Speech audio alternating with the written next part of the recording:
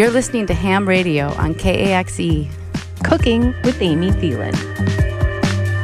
I remember everything, every song you sang to me, making coffee every morning. Doesn't matter where I go, another day, another show. Nowhere else feels like home. It's alright, but you know how I like it. It's just fine, but you know how I like it. Ooh la la la. Ooh, la, It's another Ham Radio night. Amy, what are we doing tonight? This week we're talking about cooking for friends and family. We're talking about family reunions, annual feasts, community feeds, dinner parties that just get a little bit too out of hand. Anything and everything about cooking for others and the joys of eating together. Or the nervousness. Yeah, right? I get nervous when I cook for other people. I love Do it, you? but I get very, very nervous. Yeah. Why do you think you get nervous? Like you don't have enough of a game plan or? Right. I always kind of run out of time, or the multitasking is not so great with me, but I'm learning from you, so I appreciate this. Well, I mean, I do think though, I feel like I kind of relax into it. Like it's kind of something I do to blow off steam, you know, like having people over on a Friday night. That's like, it's relaxing for me to, I don't know. Nice. And I don't necessarily have everything planned either. And there are some hairy, scary moments where, you know, it's like people have had the cocktail hour drain, you know, goes on for 2 hours and you're like, okay, we need to get the food on the table. So when this idea of friends and family comes up, like you kind of automatically thought of some conversations you had in your life that really stood out to you about these kinds of celebrations. Yeah, recently, actually. This last summer, I've become friends with a new couple who moved to the Park Rapids area, Bill and Suzanne Dinger. They're really fun, and they said, hey, you should come to dinner sometime when my cousin is visiting, because he's a chef. And I was like, oh, who's that? He said, David Kinch. And I was like, wow, you know, back when I was cooking in New York City, now it's 20 years ago, okay? But in fine dining kitchens and things like that, David Kinch was very legendary. He had Manresa restaurant in California on the coast, and it had 3 Michelin stars for many, many years. And now, what is a Michelin star, right? It's 3 is the most you can have. And I think there's maybe a dozen in the country. So that just kind of gives you this sense. He's a very, very down-to-earth person, though. And when I met him, we were talking about none of this. How does this happen that northern Minnesota and that comes full circle for you, that you just happen to have dinner with David Kinch? I honestly don't know. I don't know. It's the water. I love this. I don't know. Yes. Anyway, just, you know, it's just the way things work out sometimes. So anyway, I really enjoyed meeting him and talking to him and Bill about the family reunion food that they experienced when they were kids growing up together in Lancaster County, Pennsylvania. So I asked them to come on and let's share this conversation with everybody. So here's to set the scene.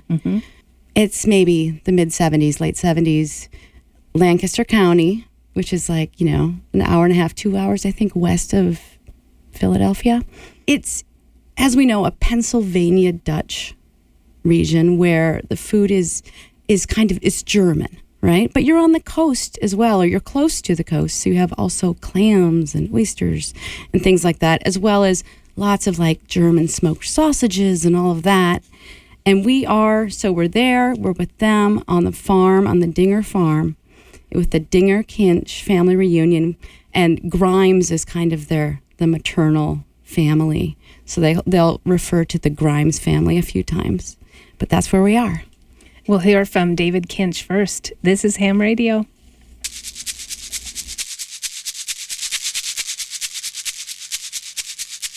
There was always one weekend, and if I remember correctly, it was in August, is where they had the family reunion, and it was at Bill and his family's farm, his parents, John and Alice Ann. As long as I can remember, they were the hosts. And I would see people that I saw on a regular basis. And I saw people who I saw only once a year at the reunion. Now, people came from Ohio and other parts of Pennsylvania and New York and come down for it. And it was quite the spread. It was really on one day, but it was a weekend affair. There was a whole day where people were just prepping and getting ready and setting up chairs and all that sort of stuff. And then there was one day where it was really kind of the Bacchanalian feast. So who was the chef of this feast? Like, who was running? Was there anybody who was a figurehead or somebody who was setting the menu? That would undoubtedly be Bill's mother, Alice Ann. She was probably the maestro, but I don't know if you remember this, David. It didn't carry on into our teen years, but at one point there used to be a huge barbecue chicken component to the reunion. Oh, yeah. My dad and I think George Meissner would be in charge of that, and they had the whole cinder blocks and the embers and the kind of like a chicken barbecue that's put on by the local fire hall. Right. So when you're cooking for this amount of people, you needed different rigs. It's not like you're going to use a couple grills. So in-ground pits, that sort of thing. And this clam steamer, was that like over a wood fire or? It was a propane heated, big, speckled black steamer that Uncle Bill would steam clams in. And I guess when we were kids, it did seem pretty exotic, didn't it? Sure did. A grapefruit was exotic. You know, I remember eating my first grapefruit. It was the most exotic thing I ever had in my life. I mean, the food is very good. It was very much a meat and potatoes cuisine. And I'm not saying that in a bad way. It was food for sustenance. It was food for working hard, to boost the energy for working hard. And there would be a lot of people in the kitchen. There would be a lot of people in Alice's kitchen, but Alice was definitely in charge. You know, she cleaned that place up and organized it and organized the menu. And she was very much, you know, the chef de cuisine, for lack of a better term. Still remains one of the greatest home cooks I've ever met in my life. And wow, I really fell in love in general with food at that time, spending time with her on the weekends, even before the idea of being a cook or a chef or being in the restaurant business was even a remote possibility. It was just fascinating to watch her work. I mean, there's things that she made homemade bread. She made this cinnamon toast that was kind of legendary. Pot pies. I think John, her husband, Bill's dad, he made a Rivell soup. Okay, wait, I have to interrupt you. What's Rivell soup? Because I don't know what that is. David, you're going to have to explain that because there's dough involved. That's all I know. Essentially, it's a pasta. It's a hand-rolled pasta. It's a little bit bigger than a couscous, maybe smaller than, what am I thinking of? Pasta that's kind of broken down grains. It's it's kind of rolled in the hand, so it's small pebbles-like, but it's an egg dough. It's a pasta. It is that like that pasta. Hungarian, like they make like a real fine, like a couscous? A little bit larger, and they cooked it in a broth that usually had a ham bone or a smoked ham bone in, which was really kind of the foundation for the soup. Sometimes it would have tomatoes. You didn't see a lot of tomatoes in the cooking up there, except in tomato salads and in the depths of summertime. Sure. Or tomato sauce. Rivell sometimes had beans in it as well. It was one of those two starch dishes. When you're making enough for 80, 100 people, are you standing around and doing it all together, or it's just your mom is just... No, it's like Alice was kind of in charge. You know, she kind of pushed people out of the way. I mean, she took... Her mother was a great cook as well, and a lot of the non-reunion weekends during the summer would be in Denver at her house, just completely overcrowded with kids jumping on sofas and running around. There's a little mini basketball court in the back, just running around playing, and all these sweaty, big German mothers and grandmas cooking in their slips. Let's not forget. Yeah, cooking in their slips with aprons. Because it was so damn hot. Drinking Miller ponies and their pantyhose rolled down around their ankles, like they had a donut around their ankle.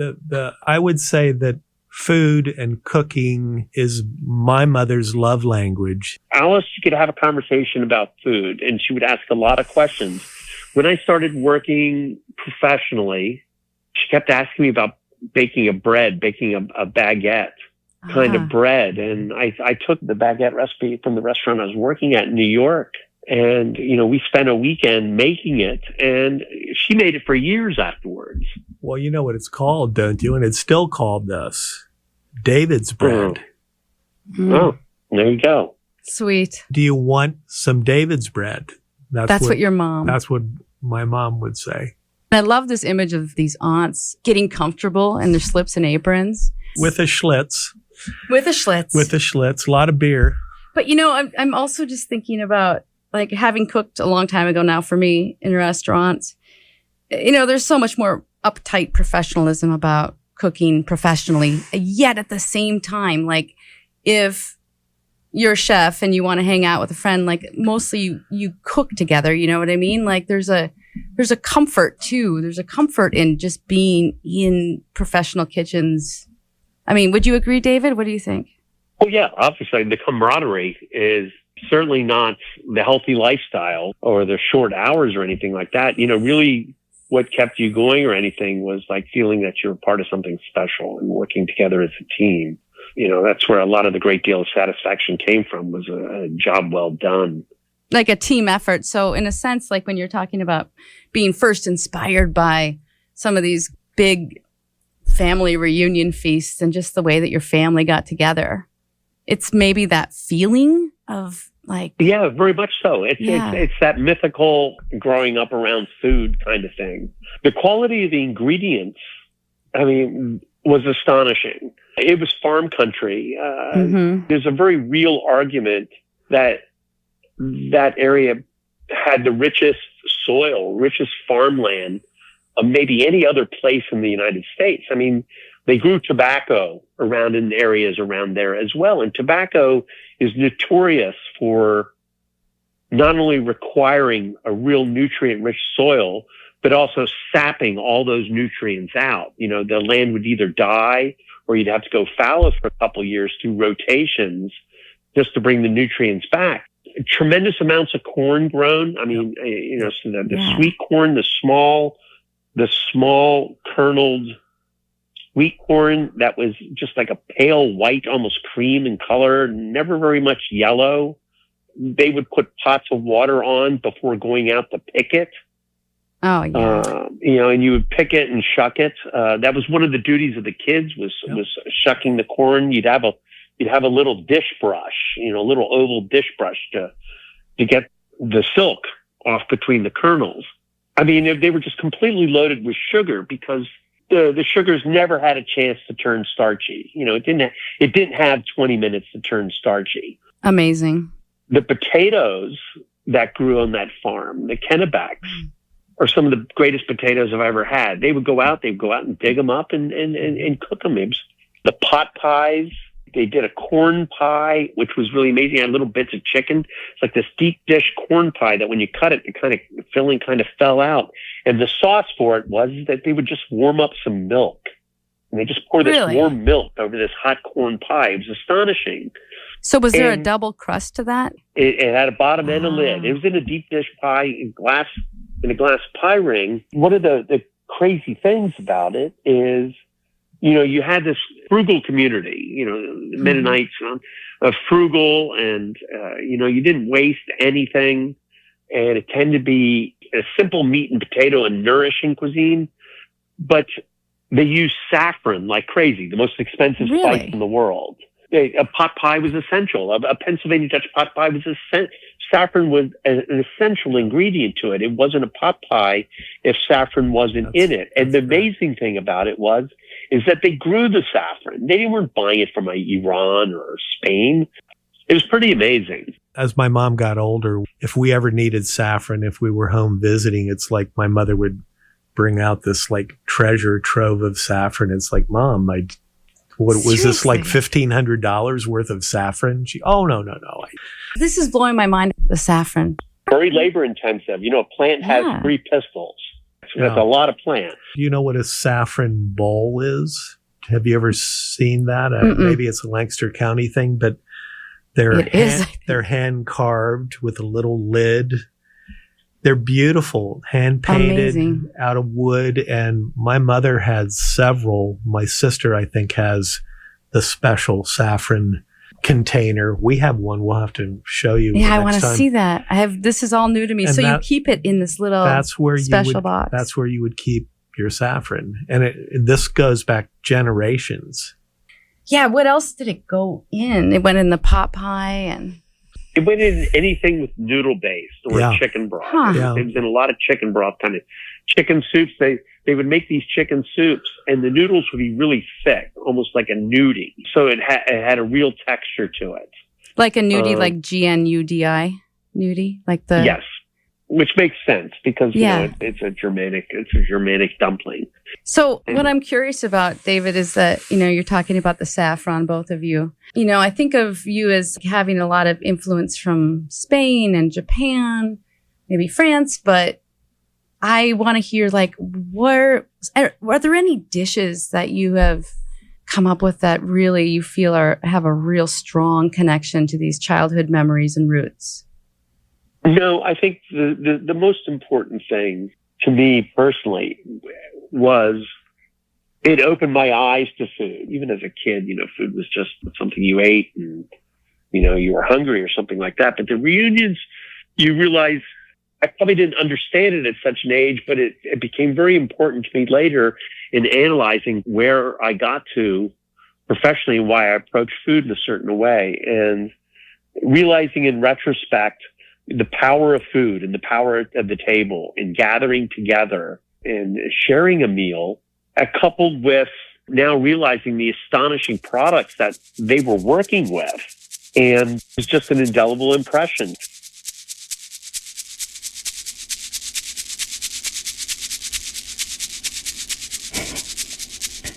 Those ladies. Oh, standing in the kitchen in their slips, drinking Schlitz. That's my favorite image from that. Gosh, the potatoes sound so good. The chicken, I love what they're talking about the raw materials and that proximity in the country to the corn, the chicken, the potatoes. I mean, they're growing their own saffron. Well, and part of, we had a much longer conversation with Bill and David, and they were also telling us about that chicken that he went on to be in fine dining, and they were getting the chickens from that region. Yeah, that chicken was right from Lancaster County. Yeah. It was being shipped to New York City and to some of the best restaurants. And so that's what they were cooking with then. Yeah. I love that, you were kind of looking for a recipe that maybe, was the perfect example. But it's to him, it's almost bigger. No, I love it when people just say no. I know. The answer is no. But it is bigger because it's about, when you're a kid and you have a family because I also came from a family I come from, that cooks, that food is really the center sometimes of these get-togethers. And I love that feeling of teamwork that it inspires, but also just, you get together and you work on a project and everybody wants it to be good. And that's kind of how you teach the kids, really, honestly, how to taste. Yeah. If you're kind of picky about it and you're like, oh, this is perfect this time, or it's not as good. And then the kids are like, oh, I get it. And you can start to tell the difference between things. And people have jobs, they talked about the kids are the ones that are getting the silks off of the corn and shucking the corn and, and gets you in that mode of we're all doing this thing together. Yeah. And we're 100 people. These were big. Well, tell me what you think of I was surprised by the saffron, but I don't use saffron. What did, it sounded like that really surprised you. It did. I mean, I guess I should have really looked into it more before researched before I talked to them. But hopefully, honestly, afterward I did, and I kind of went on a tear on the internet looking for it, and it's really interesting. It was just a spice that back in 1700s was pretty common. But what I love is that communities that really cook together, they develop this cuisine. And it really sounds like the region that they are from developed its own cuisine and it's kind of its own ways of doing things. The noodles were a certain thickness. They used saffron. Everything about it, sounds amazing. Well, and you don't always, as you become adults and go off in your lives, you don't always stay connected to your cousins. And it's just so fun to hear them talk with each other about their memories here. And that kind of it just keeps them tied together. I love that part of it. I know. I do too. Well, you're listening to Ham Radio. If this is bringing up family reunions for you, you can certainly text us. We'll open up the phone lines at the end of our program. The number is 218-326-1234. Yeah, we want to hear about what you make, how you make it, and how you keep your cool. All your strategies and your recipes. We want to hear all about it. And people don't even wear slips anymore. Have you ever tried to find a slip in this day and age, by the way? You can't find it. But I love hearing about it. We'd love to hear from you. 218-326-1234. We've got more from the conversation. This is reminding me of a conversation that you and I had, Bill, and I think we all had that night as well, that you were telling me about your dad worked for a place called Doniger's. Mm-hmm. Which was a restaurant supply. Well, it was a restaurant and a high-end clothing store and home fashions. And it was a real sort of anomaly for that part of the world, pretty high-end. And people came from all over the East Coast, really, to come there to spend the weekend, to shop, to eat. They had a French chef, and you had told me this, and tell me what he said to you He said to my mom, and I'm not gonna, I won't say his name. But he's, I think you'll remember him, David, when the restaurant opened, and my mother said to me one time, "Well, chef said Pennsylvania Dutch food is peasant food," and she was. Offended, I guess. Maybe. She was offended by it. Should be. Yeah. She was offended by it. And the only thing I know is if my mother's food was peasant food, I'll take peasant food. So it's funny Anytime. Though, because, as we know in France, the Michelin system was really begun because it was a travel guide, and everybody was like driving all over the country, rating country restaurants. And some of the best ones ever are in the country. He should have known that all the roots of fine dining, some of the best food is in the country. He didn't know much. That was my impression. The way they cooked was really rigorous. They paid attention to detail. They worked with great products. They did it for the love of the people that they were cooking for. That's really all you need. It doesn't matter if it's a bowl of cereal. Those are the important things, is that you care in doing it. But they were rigorous. They were disciplined. They constantly adjusted recipes if something came out a little bit better. And Alice was incredibly self-critiquing. I mean, we'd eat a glorious pot pie and she would sit down, she'd say, it's a little bit thin. The noodles were a little bit thick. I'm going to make the adjustments next time. She was constantly, harping about how something could have been better.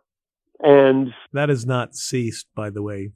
Yeah. David, your Aunt Alice Ann has never made a meal that something couldn't have been better. But don't you think she's also asking for you to say, like, she's looking for everybody around the table to offer their discernment? I don't know if it's offered discernment. There is a certain satisfaction when you do it and people appreciate it and you're sating hunger. It's like, that you talk about like cooking for people that you love. What you want in return is the satisfaction that everybody is happy from what you do. That's where the self-satisfaction and it's a job well done. That partly drove her. She would have been a great professional chef. I mean, she had all the elements in place, much more so than that French chef at Doniger's. Sounds like it. But don't you think also like when you're asking or you're talking about what went right, what went wrong, there's more to talk about than just like, it was good. Thank you. It's like, it's a whole process. And it sounds like your mom and your relatives and everybody really enjoyed the process of it. I will say, and I think this is partially a testament to David and the career that he chose in being a professional in the food world. Yes, my mother loved to cook. And yes, my mother is a great cook. And the other side of being a Pennsylvania Dutch cook is that it's traditional. You know, you make this, you make this, you make this. The repertoire is not wide. My mother, as her influences changed, including David, including her children growing up and people leaving Lancaster County and coming back and saying, hey, by the way, her range of cooking extended far beyond Pennsylvania Dutch cooking by the time we reached adulthood. And that was cool to see. Yeah. To see that evolution of someone who loved to cook getting outside of their comfort zone. I mean, how proud is she to be David Kinch's aunt Oh. too, and follow your career, David? Tremendously. So I can say that for sure. I'm loving hearing about all these family stories, and I loved also seeing, David, your post about on Instagram about the clam knife and the oyster knife. Was it the clam knife or the oyster knife? They look like railroad spikes. A very faded stamp. They were from Philadelphia. They had stamps in the metal. They're faded now, but Do you have those? oh yeah. Do you use them? Yeah. I tried to use them. The metal's brittle. I felt it starting to give, so I didn't. I put it away. More of an heirloom. Yeah. They're a keepsake, like a saffron box. It's a memory, a very good memory. That's more than reason enough to keep it.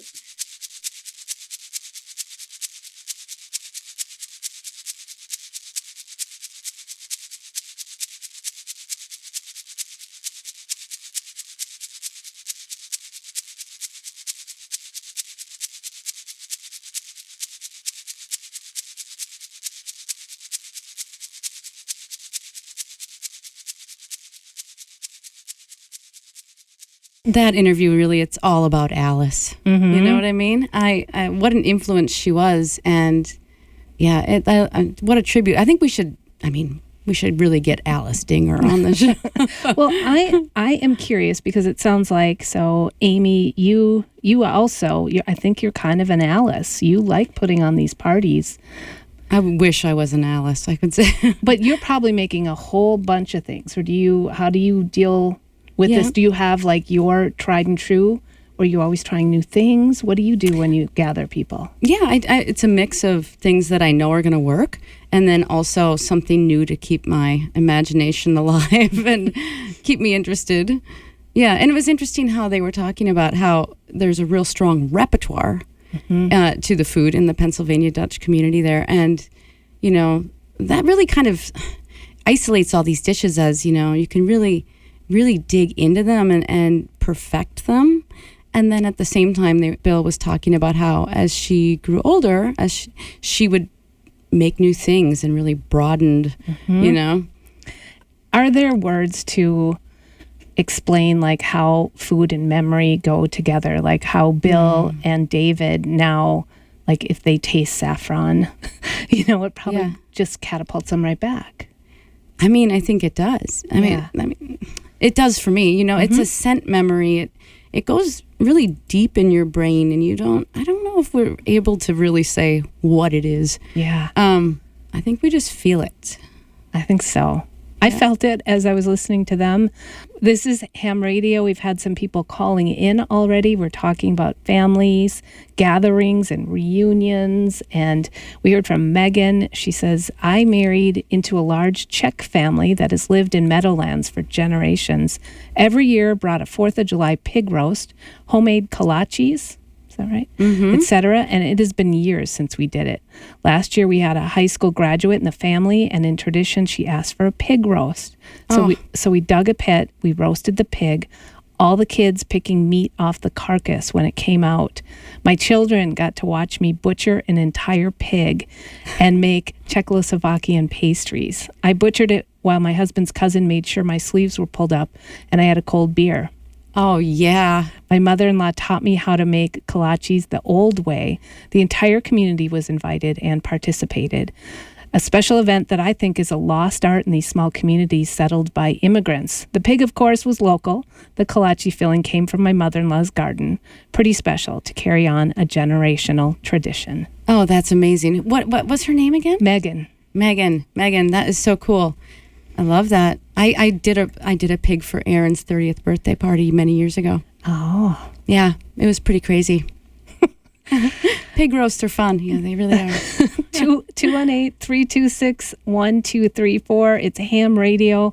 We have been having so much fun talking about all kinds of memories throughout our program so far. And, you know, as we got ready for this, we ended up meeting someone that is instrumental to this show who created the song, Jeremy Messersmith. But there was more to it than that.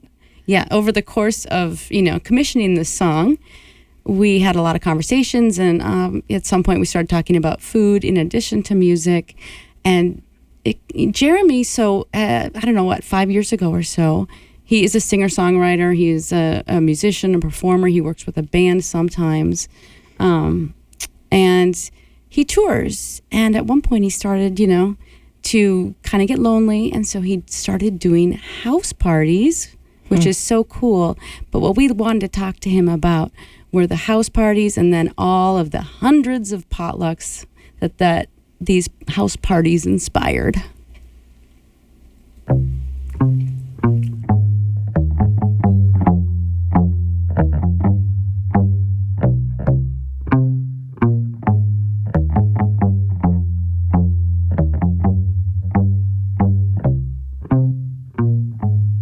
So, Jeremy, I love the song that you wrote for this show. I love it so much. And I was thrilled that you wanted to be a part of this project. It was really fun to collaborate with you. You also told me that you're a cook, for one thing. You like to cook a lot. And secondly, that you've been playing all of these house parties, which often are potluck events. And so I wanted to get back in touch with you and ask you a little bit more about that.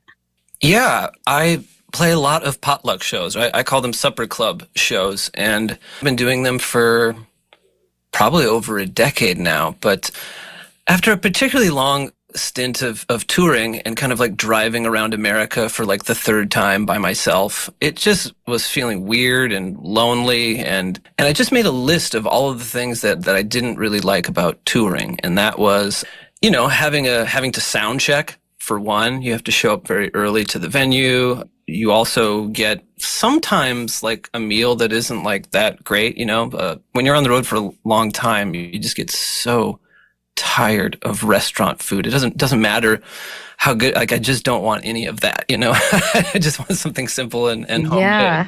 Well, I hadn't thought about the fact that when you're a singer-songwriter and a solo act, that you really are solo in between gigs. It makes so much sense that you would be craving a little bit of home feeling or just more people. You also don't really get much time to actually chat with people, maybe get to see people a little bit after the show, but usually it's like you're kind of tired. You want to like go to sleep so you can hit the road the next day. So I wrote this big list and I was like, what if I designed a way to tour that just had everything awesome about it? And so I was like, well, how would I like to see my favorite bands? Well, I'd like to see them at my own house because I'm so lazy that I don't want to go anywhere.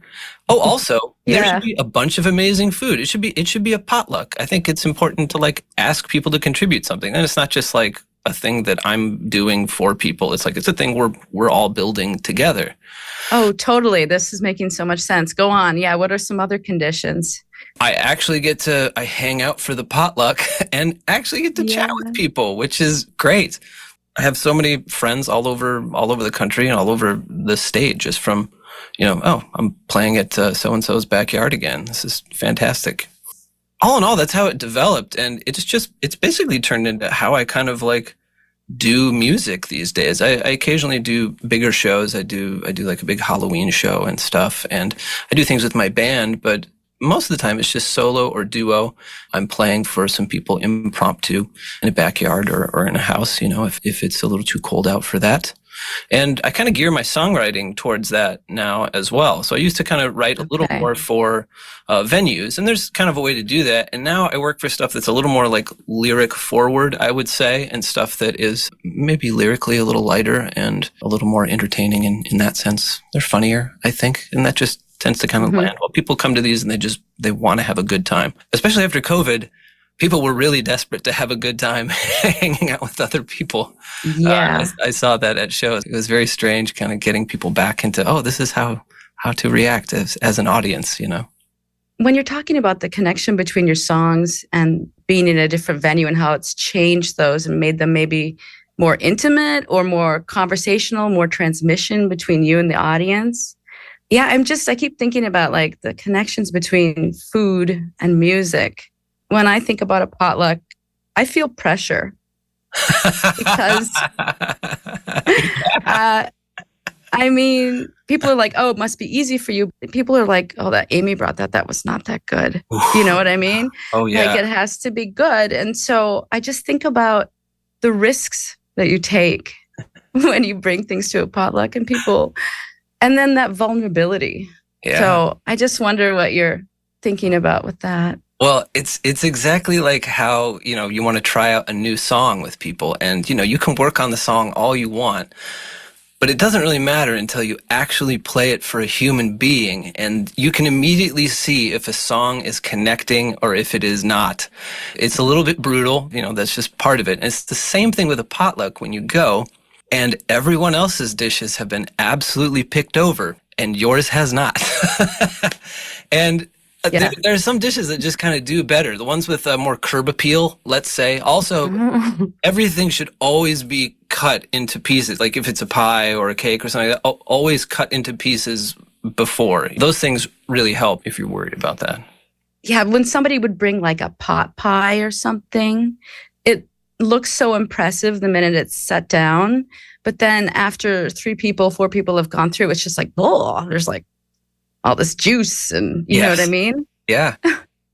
Yeah. So it's kind of about the setup in a weird way. Jeremy, how about people who are listening to you? You know, this is so much more intimate and food is there. So they must talk to you differently than if they showed up to a show in a public place. I like to think so. Yeah. One thing that's hard for me to maintain is, you know, the mystique of being a performing rock star or something like that. Like, I'm just pretty ordinary. And that kind of context is way less energy for me to just hang out and chat with people than it is to, like, descend from the stage, you know, and as if from Olympus. It's just much easier. And I mean, sometimes people are more excited about the food than they are about the music, honestly. It's great. Sometimes people will show me around a dish. I will have a little question box. I call it the inappropriate question box that I have at shows. Nice. Where people can write questions on pieces of paper and it gets passed around. And then kind of when I run out of good songs, then we open it up and I answer some questions and stuff. The reason I do that is because it was just a regular question jar, but then after 2 weeks of doing it, I got the same exact questions every single time. So now it's the inappropriate question box, and that just breaks people out a little bit. But sometimes people will ask frequently, what was the best dish at this potluck? Oh, I'm sure you're kind of a judge in a sense. The trick with all of the inappropriate questions is to just find a funny way out of answering it. This week, we're talking about community food, cooking for big groups. What is the largest house party potluck that you've been to? And can you tell us about some of that food? A very funny one in Winnipeg, maybe a decade ago, where I was driving up. It was weird, like just getting across the border and stuff. This particular house show, it was pretty small. It was like 20 people. And everyone brought the same exact hot dish. It was like 8 trays of basically the same thing. It was just like, oh no, this is what you bring to a potluck, is this. And so everybody brought the same. It's the only time that's ever happened. That's so funny because in the summertime around here, when we have potlucks, I'm like, how many cucumber salads are we going to see in cucumber season? Oh, you know, when there's so many gardeners here that you just have so many green beans, and it's like all the green beans. It's fun to see the variations, you know. Location-wise, it sounds like you do a lot in Minnesota, but how far are you traveling to do these? Since COVID, I haven't really gone much out of the Midwest, but I have done these all over the place, all over the East Coast. I've done them in the West Coast. I remember one time I was playing in South Carolina. I walk in with my little paper plates, and in the kitchen in the back, there's like 4 grannies back there who are all toiling, doing something. I have no idea. And one of them comes over and takes a look at the paper plates I've got and just goes, oh no, honey. We don't eat on paper in this house. Oh. and insisted on serving the 40 people who were there with like the china from the China, and they had all of this stuff. They were like, they refused. Like, no, we would never eat off of paper in this house. Love it. It's a good time for me. Like half the time I walk into these and I'm like, is this like a pyramid scheme? Is this a cult? I don't care. This is great. This is fantastic. I hope everybody's having a good time because, the food's great. More often than not, people will bring like, oh, this is a family recipe. I remember I was a vegetarian for a number of years, and Did this cure you? It's probably cured you. there was a gentleman at a show who literally brought over, oh, you should try this. This is a fish that I caught and smoked.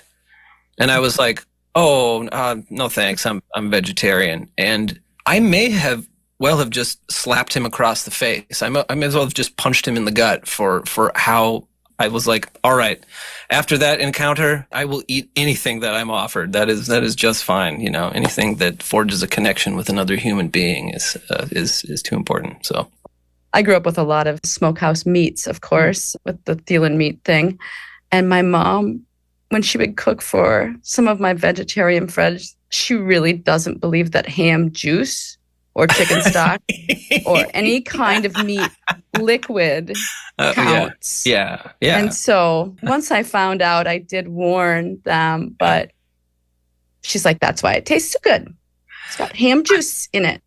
I believe it. I eat pretty much everything these days, but that's mostly because I got married a couple of years ago, and my wife's father is a retired chef. Found a delightful place in St. Paul called the Barbary Fig. So, I remember him. Hodge, yeah.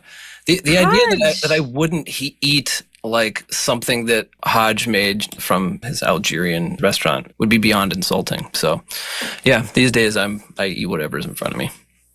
A friend of mine used to cook there, and so we would go into the kitchen and hang out. I remember making and eating all the tuna brick. Yeah, brick. I just made some this last week. Yeah. He's such a cool dude. I tried making brick one time. I'll invite him over for dinner every once in a while, and he will eat anything that he gets tired of his own cooking just like anybody else. Yeah. There's sometimes where he will say, these flavors are speaking to me. And there are dinners where he does not. I try to pick that up. It's alright, but you know how I like it. It's just fine, but you know how I like it. Ooh la la la, ooh le le le. If I'm honest, it's just okay. Jeremy Messersmith with the licensed song for Ham Radio, You Know How I Like It. I'm Heidi Holden with Amy Thielen. It's now Ham Juice Radio, I think. We have a call coming in. Okay. Hello, you're on Ham Radio. Hi, how are you? Hi, good. What do you have to talk about? What are you thinking about? Oh, you have no idea. There's so much I'm thinking about. But Something about family food, cooking for people, no, big groups. So I guess first off, my wife and I have really, really enjoyed Ham Radio. This has come out. It's been really cool to listen to. We made it a tradition now, a very short tradition at this point, but we've made it a tradition to sit out by the campfire and listen to you. So that's really, and so for that. Are you by the campfire right now? Your phone's like a little bit in and out, but I want to hear you. Oh shoot! I'm sorry. Here, No, let me. you're good. I'm actually standing in a pole barn right now. Okay. Okay, when you're in nearby the country, campfire, I understand you have to get to your little spot. Well, sometimes if you lift one leg, then it comes in better. You know. Okay, it sounds good now. Yeah, perfect. It sounds good. Okay, Does so it tell me. sound good now? Yeah. Thank you for saying that about good. making the ritual out of this for the next. Yeah. Great. Yeah. I mean, it's a fun thing. It's Friday. It's Friday in the Midwest. We're happy. So anyway, so speaking of like the kind of the community meals and family meals and things like that. So something that my wife and I have really started to enjoy. Well, actually, she's always enjoyed it, but it's kind of become a tradition for us. Is we make porchetta. So I grew up in downstate Michigan. We live in the copper country of Michigan now, but she's from Iron Mountain, where there's a lot of Italian immigrants. And I had never heard of porchetta until I met my wife. So Iron Mountain, is that like in the UP? You just used words to describe parts of Michigan that I don't know, which is downstate, and what was copper country? Yeah. Cool. So Iron Mountain is in UP, and then the copper country is, it's the little finger that sticks up into Lake Superior. Oh, okay, So got there's it. a lot of copper mining and things like that. Oh, got it. So the porchetta. So like, what's the story with that? So in this area, it's mostly Finnish people. Yeah. And down by Iron Mountain, by where my wife is from, it's mostly Italian people, and they have porchetta. Cool. And I kind of fell in love with porchetta. Well, honestly, when I met my wife, Yeah. and I guess I play a lot of hockey. That's a good way to say it. But probably she would say I probably play too much hockey. And the big thing that we do on hockey, especially on Sundays, is we have kind of a community meal afterwards. And my staple has become this porchetta, which is nothing more than just a seasoned pork roast. It's like a Boston butt that's seasoned with, Italian seasoning. And absolutely fantastic. And so tell me what's in the Italian seasoning. So, like, just list a couple things. Paprika, I know that. I know paprika goes into that. Yeah. Yeah, rosemary, garlic, some red pepper flake, a fennel. Okay, yeah. Nice. And honestly, if I were to tell you the truth, I don't really know, because we go to this place in Amasa, just about halfway between here and Iron Mountain, and get the seasoning packet. So we just get the seasoning packet and put that on the pork, and it's awesome. It's awesome. So how many hours do you cook this, and where are you baking this? No, so it's silly how simple it is. Okay. We put it in the crock pot. Usually when Michelle and I are having coffee, I'll throw that pork roast in the crock pot, and then put some onions and peppers and garlic, and this is the bad part here, but a can of cheap beer in the crock pot. Oh, that's gotta be the cheap. And then it has to be cheap. Then we'll it has to be cheap, of course. Okay. Yeah. And then and then we let it go, and then in the wintertime I play hockey at 7 p.m., so I usually leave at 6 p.m. and I bring it to the locker room and plug it in, and it's perfect. Oh, wow. Porchetta in the locker room. Now that's great. My brothers played hockey, and I don't remember anybody cooking porchetta. That would have really helped with like the aroma in there. So, it doesn't help it that much. Yeah. Oh my God, this sounds so good. Love it. Thank you for calling in. Yeah, of course. Thank you so much for having me. Yeah, it's great. Thank you. This is Ham Radio on KAXE. You can call and share a story with us. Maybe it's porchetta in the locker room. 218-326-1234. You know what I love about Jeremy was when he was talking about the curb appeal of the potluck. Yeah. I just remembered that. Hello, you're on Ham Radio. Hi, this is Tammy. Hey, Tammy. Hi, Tammy. Hey. So I'm excited about this. You were listening last week. Tell us this story. Yeah. First of all, it was a wonderful show. I loved all the guests. It was just a great conversation with all of them. And I was excited about the crisp bread recipe. So when I saw that was up, I decided I needed to make it. Cool. Bruce's brand crisp bread from, yes, that's great. And how did it go? Well, I've never made any kind of cracker before, so it was kind of my first attempt. I had everything at home, luckily, except for the wheat bran, so I did have to get that. Everything, and of course, I decided to half it. I didn't want to make a full batch, so I cut everything in half. I think it turned out really nicely. The instructions were really useful and accurate. It was really useful to have that one part of the instructions say to roll it out into like a modern plate size, because that was pretty accurate. The one thing I had trouble with, I guess, with rolling it out was that I kept thinking it should be in like a smooth circle, like a pie, but it came out like this weird lumpy kind of shape. So I was freaking out a little bit about that. Yeah, that's okay. And It doesn't matter. okay, yeah, good. Shape doesn't matter for the taste, right? Yeah, And now, I figured that out. now Amy had said, and Bruce, that it had sort of a sweetness to it. What did it taste like to you? Yeah, I think like they said like that bran kind of gave it a little bit of a sweetness and there was just a little bit of sugar I think in the recipe too. So it had a really nice, mild, sweet taste. A couple of them I didn't roll out thin enough, so one was a little thicker. I felt like I had a Goldilocks situation going on because the first one was a little too thick. The second one was less thick, and the third one I think was perfect. So I ate I ate the one that was thicker. I ate that like more as a sandwich kind of type thing, and then the rest kind of hardened like the cracker should. And it was, it's really tasty. And once I got the hang of it, the only other hard thing for me was like flipping it in the oven because they kind of broke apart whenever that happened. Except for again, the last one turned out really nicely. Well, you're gonna break them anyway, you know. I mean, exactly. That's what I thought. Yeah. And you know, I've watched my mother-in-law make lefse. She makes perfect lefse, and I've watched Bruce make this brand crisp bread a couple times too. And it's just like, I mean, it takes a long time to get the knack to do that and get the feel for it. So if you were already there by the third one, I think you're doing really well. And I think the neat thing about it is that you can have it with something savory, but because of that slight sweetness, it works with, you know, if you have something a little sweeter too. So it's kind of a all-purpose flatbread. Yeah. Did it, tell me about the crispness. Was it crispy? Yeah.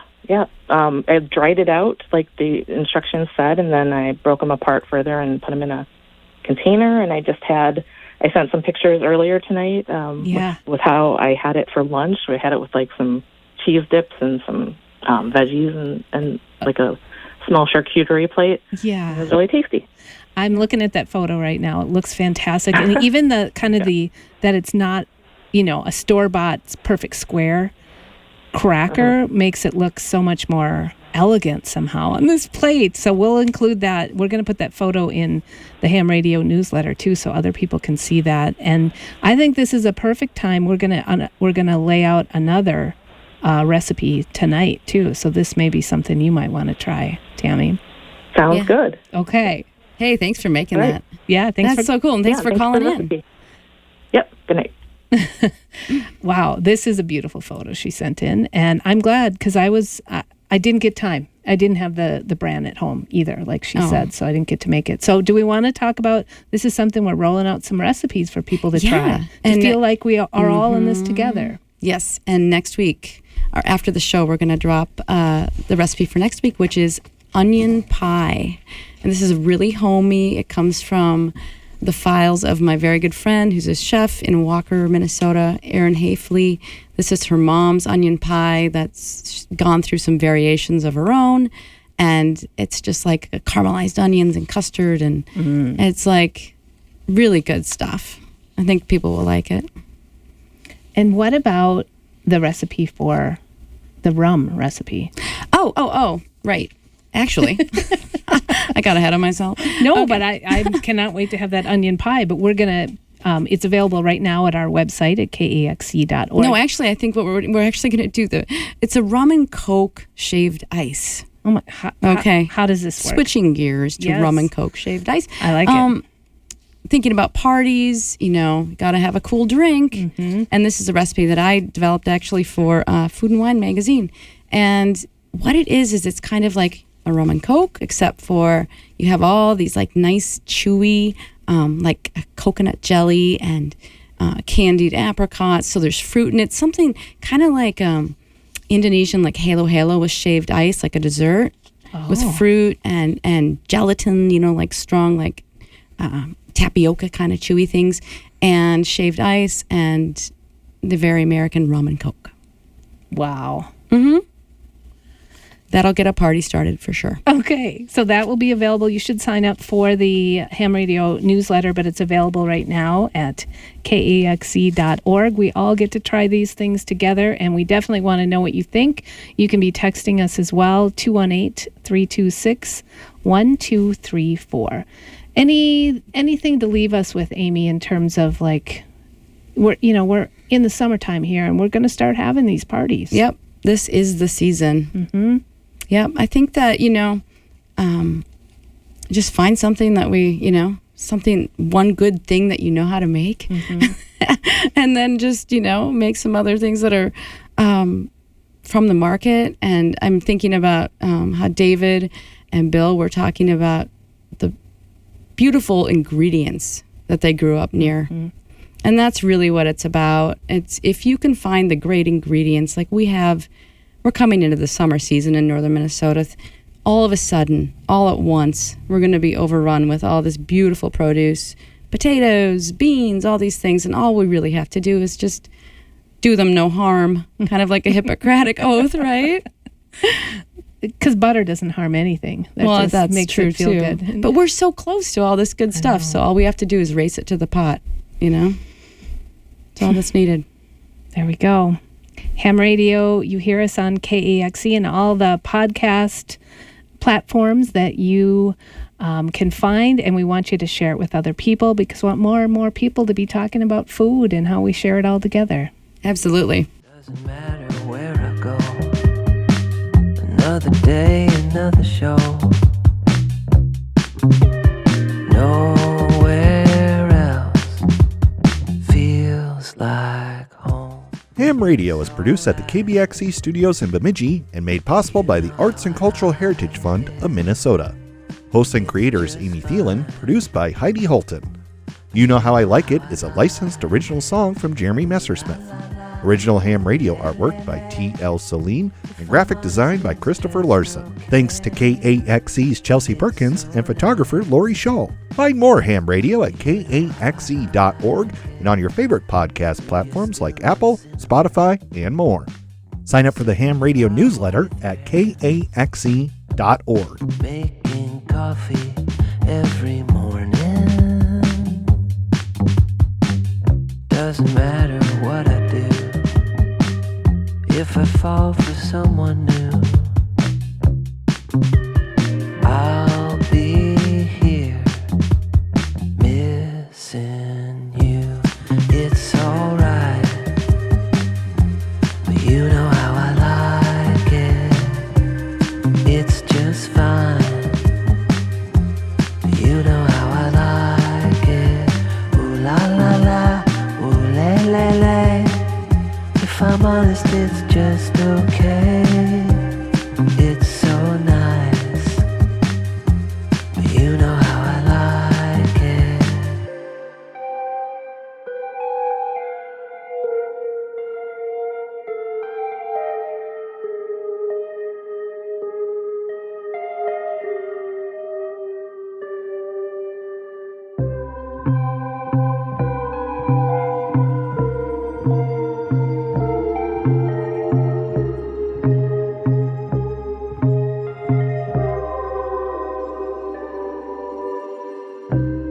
It's alright, but you know how I like it.